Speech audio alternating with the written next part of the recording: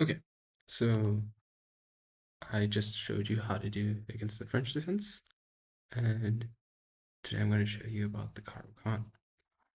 Now, for the Caro-Kann, as you can see, I've drawn all the possible different openings that they might play. E4, after E4, you play they can play E6, E5, G6, D5, C6, or C5. A lot of potential moves, right? Now, against E4, um, against E4, E5, we have our Italian game. That's fine. Against E4, E6, I showed you what to do. And now we have the Caro-Kann C6. Now, for the Caro-Kann, it's very similar to the French in the sense that you want to play D4 to counter it. And after D4, they'll play D5. This is always the move in the Caro-Kann. Now, here as a white, you have many variations. You can choose to go knight BD2, knight C3, knight F3 even as a move. You can play F3, that's known as the fantasy variation. You have many, many different moves here. You can also play E5, which is the advanced Caro-Kann, and it's known as like the biggest test to the Caro-Kann. But the problem is after e5, even though it's technically one of the best moves, is that you have many different options for black.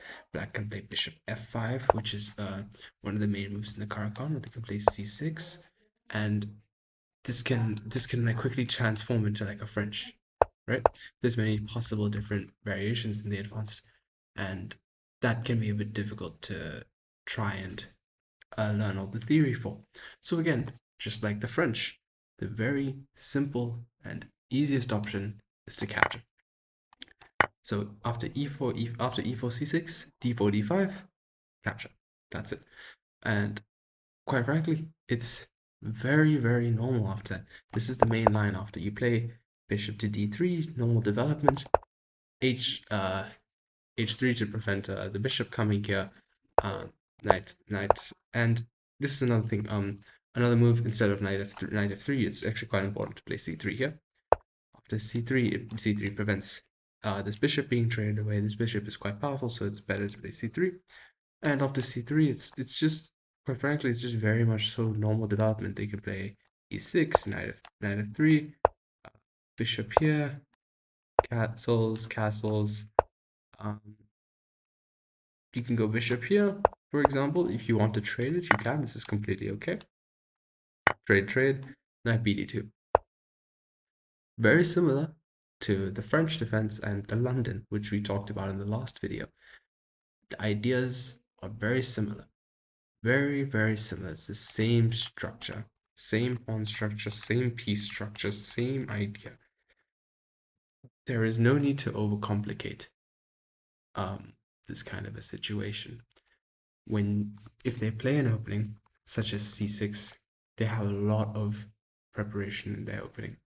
C6 is the Caro-Kann has some of the most theory out of any of the openings. There's so much theory after c6, d5, and taking, quite frankly, just negates most of the theory, and you can avoid it. Now, when they take, although as you can see, 99% of people will take, there is one variation that you just need to be a bit wary about, and that's queen to a5. Queen to a5 check. Now, here the best move is to just play the bishop here, right? Now, most games here, they just take, right? The main option here for them is to just take, and I'll show you with this here. The main option for them is to just take the pawn, and when they take because any other move is quite frankly quite bad. If they take the pawn, you develop normally, defend this pawn. If they try to really go after, they'll try to move the bishop here to take the knight, and then either damage your structure or you lose the pawn if you don't take back with the queen. If they take here, you take here, they'll just take your pawn to try and win it. So the best move here in this specific position is to play c4. Now you may think, well, after c4, can't they just do the same thing? Like if you go here, can't they just win the same pawn again? Well, mostly true, but you don't have to do that. After c4, if they take, you actually play queen to b3. Now the idea behind queen to b3 is the queen is still under attack, you're still attacking the bishop and you're threatening this pawn. Queen to p3 is a very powerful move. They don't have a lot of moves here. They have to play the queen back somewhere, either here or here. And they can't defend this bishop either way. So now let's say they move here to defend this pawn. You simply recapture the bishop, and if they try to win the pawn, you move your bishop to c3, and once they move back, look at all this pressure you have. Even though you're still technically quote-unquote a pawn down, you have so much pressure. You can even be hyper aggressive. You can play b4, h4. I recommend playing the normal game plan of knight to d2, and after this, perhaps now you can play b4. This is slightly better now. They'll try and trade. If you want to just have a quick and easy game, you can trade and then play with your advantage of better piece activity, or you can just avoid the trade entirely and just sidestep it and just continue this kind of an attack. Yeah, that's the main other line other than simply recapturing that you need to know, because quite frankly in the Caro-Kann, if you just exchange the pawn, it's really not that bad to defend against, because after takes, if they other than this move, the only other logical reasonable move is to recapture, and after that development is just very, very normal. There is nothing major of note that you need to do. It's the exact same principles. Again, maybe this idea of early queen b3 is one of the moves, or queen c2 as well. It makes no difference. You can even play queen bishop d3, maintaining the same stuff that we did previously. h3. Here, most of the people will recapture, or if not, they'll move back. Castles. Here, rook e1.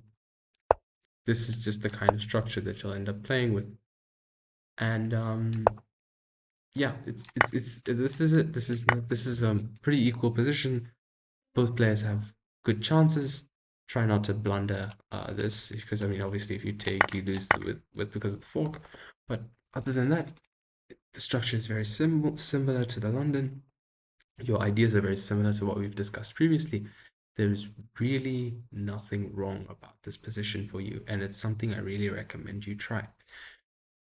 So now, is there anything else they could possibly do? Well, maybe. I mean, the main idea, other than just plain old development, is potentially they could try and go for this early. They could try and go for this kind of a trade early. Maybe, let's say you just play, you continue with the normal game plan. They play this, then they can go for this kind of development. It's important that you don't give up too much activity early, because if you give up a lot of activity early, they may have slightly better chances and slightly better position. So if they go for this early move, or early move attack of this knight, just try and kick it out immediately. And most of the time they'll just take, and then this position is very playable. There's really nothing about this position that you need to worry about. It's normal defensive maneuvering stuff. Yeah, you can even give up this pawn, because this is what's known as a poison pawn. If they take this pawn, rook b1, and if they take the second pawn even, you just castle. Look at this position. They may be 2 pawns up, but they can't maintain any of it, because let's say they try and defend this pawn. After everything, they try and defend it. Well, bishop here. They can't defend everything. It's very, very hard in this position to do anything, quite frankly, if they just get too greedy. So this is also this is like a sort of a trap that you have if they try and attack your pawn. You don't have to play b3 and worry about it too much. You can simply castle, because they cannot take it. Only major worry I'd say you have is to try and avoid this bishop being captured, because this bishop ends up being quite strong. The right square bishop, look at all the pressure it has. It's quite a strong bishop. Other than that, really nothing major to think about and worry in this position. Yeah, so that's all for the Caro-Kann. Okay, now just in the same video, I'm going to talk about the Scandinavian defense.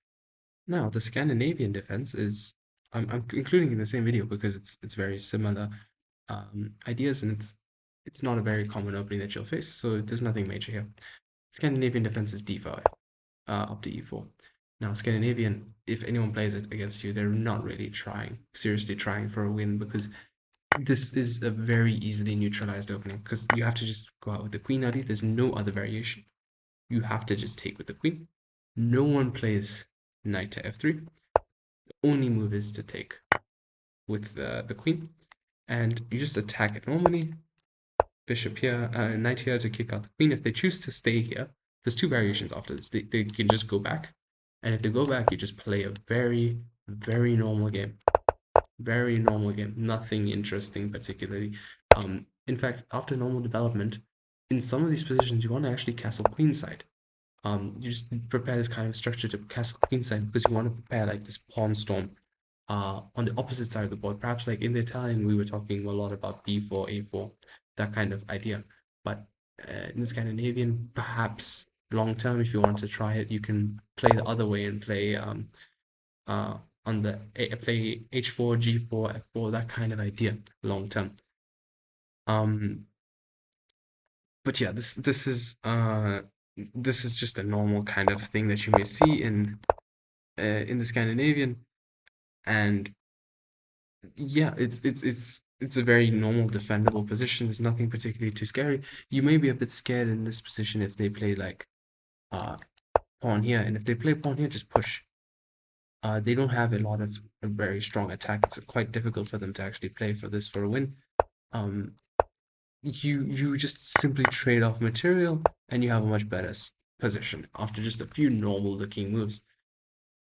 Every move is a bit difficult for black in this position. They're really gonna struggle. They have to trade plays super aggressively.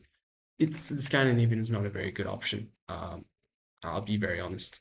Now, the other option after the pawn taking is they can choose to remain active and play the queen to a5. Now, again, after queen a5, it's just very simple, normal development. If they bring their bishop out early to prevent your bishop going to d3, like we've seen in the other openings, just develop everything else as it is. And actually, similar poisoned pawn idea. You move this bishop, the dark square bishop out, and even if they want to move the queen to b6, which is one of the top engine moves actually, to just move the queen there.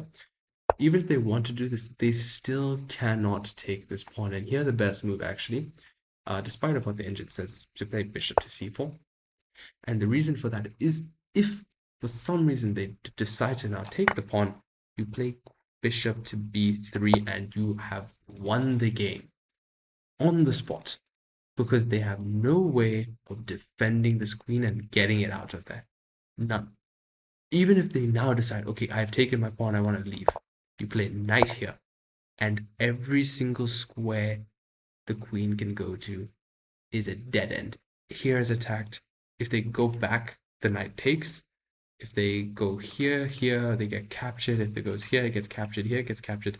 If they can sacrifice itself for the bishop, and if it does that, well, you still just take the queen. No move of theirs is good, and they have to just give up the queen. They have no move here, and if they just try and follow the normal engine line of e6, you play a3, knight here, rook to a2, and they have to sacrifice the queen for the rook, and this is completely winning. So again, this poison pawn idea is a very nice trap. Most players would fall into it, but it's just something to keep in mind that it's possible. So you don't have to defend this pawn with b3, you don't have to go back with the bishop, you don't have to defend with the rook. This pawn cannot be taken in this kind of a position, and in a lot of these positions, the b pawn is a very poisoned pawn. If the queen takes it after going out so early, if the queen decides to take that pawn, this kind of a move really prevents it. And if they decide to not take the pawn, which is the correct idea, and they just play like e6, well, congratulations, you have a very nice position. Queen e2. They go here, you castle queenside again, or if you want to play a bit safe, you can castle kingside. But I really, really recommend you castle queenside in a lot of Scandinavian positions. They can go here, push the bishop out, takes, and now they have a plethora of options. Knight here, they can castle either way, and you have a nice, interesting, dynamic game, but all your pieces are developed nicely. You have good pawn pushes potentially coming. You have an active rook on this. You can have an active rook on this semi-open file. You have many options in Scandinavian here. There's really nothing major to think about after just taking the pawn. It's really nothing crazy. You just follow the same principles of moving your pieces out kind of in a normal developing fashion. And well, the rest is history. You can just play however you want after that point. You just need to not, you do not need to be scared of taking this pawn. And even if they try and remain, you do not have to worry about losing this pawn. This pawn can be given up.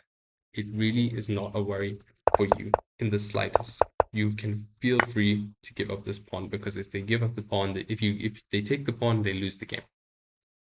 So yeah, that's all on the Scandinavian, and there's nothing really else to say about these two openings. For the Caro-Kann, simply exchange. For the French, exchange, and for the Scandinavian, take. For all these openings, you take on d5.